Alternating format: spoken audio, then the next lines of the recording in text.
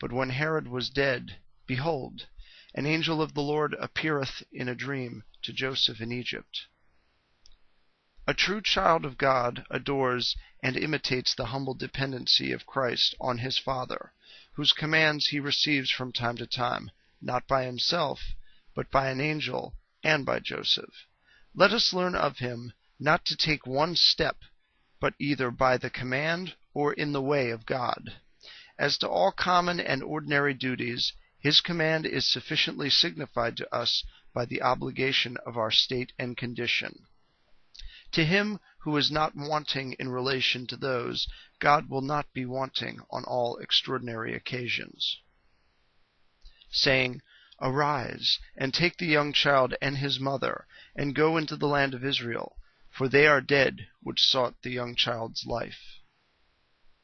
Thus the designs of God concerning his elect, his church, and his truth seem to depend upon human and natural events, whereas in reality God disposes and orders these events according to his own designs.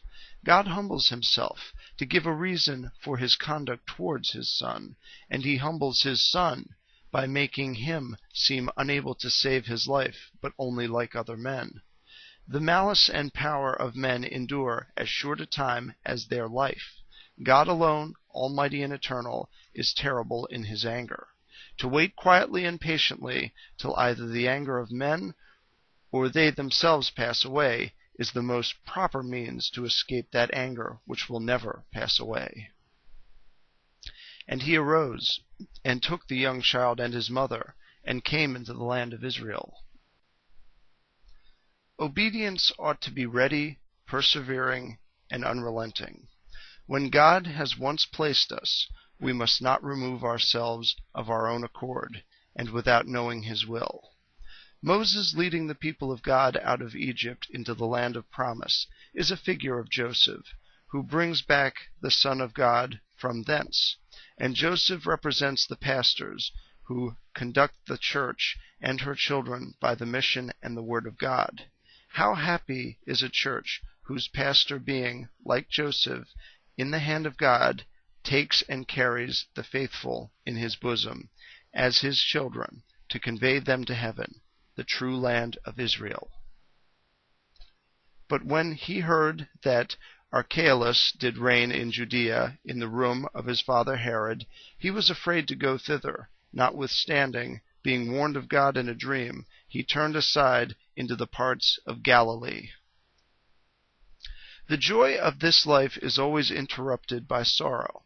God is not wont to free his servants from all troubles and afflictions in this world. Here we never want enemies. Here is always somewhat to be feared. Christ was conducted step by step by his Father, and as for us, we would fain know immediately all the designs of God concerning us. Let us then, in like manner, with the docility and submission of a child, suffer ourselves to be led and directed, out of obedience and according to the example of the Word incarnate. He is light itself, and yet acts as if he was not so.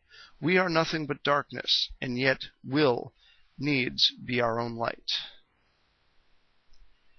And he came and dwelt in a city called Nazareth, that it might be fulfilled which was spoken by the prophets, He shall be called a Nazarene. Jesus Christ, a true Nazarene, that is, holy, separate from all impurity, and consecrated of God. A Christian ought to be such in proportion. Let us learn to conceal ourselves and to keep silence until our time to act and to speak is come. If Christ go up to Jerusalem, it is only to worship God according to the law, to carry on the work which he gave him to perform, and to finish his sacrifice. Except on these occasions, he lives private and concealed, retired from the world, and shut up in the solitude of Nazareth. This is the pattern of a priest.